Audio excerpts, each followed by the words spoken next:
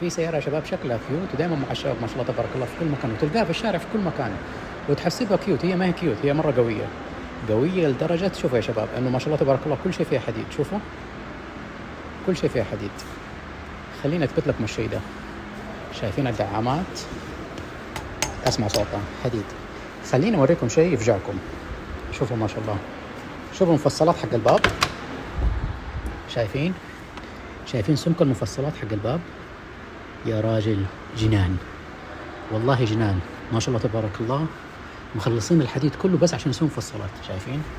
شايفين حتى هنا كيف؟ ولو جيت تقفل الباب بشويش ترى ما ينقفل، لازم ترزعه رزع علشان ينقفل. بمعنى انه السيارة دي ما شاء الله تبارك الله لو معاك، شفتوا باصات النقل اللي هي الكبيرة حق صاحبتكم، تقدر تجرها بالسيارة دي. ترى ما شاء الله فيها كمية حديد مرعبة، ونحن نحسبهم كيوت الشباب اللي راكبينها. لا والله يا حبيبي، هو راكب سيارة كلها حديد ما شاء الله. طبعا 8 سرندل توين تيربو،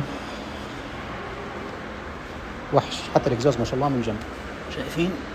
وحش AMG باي ذا واي، AMG G63. شوف من الهاتش ما شاء الله كلمة حديد. نشوف من تحت يا راجل. شوف الدفرنس ما شاء الله تبارك النظام القديم اللي هو نظام الدفرنس الكامل، مو نظام عكوس. ما شاء الله تبارك الله.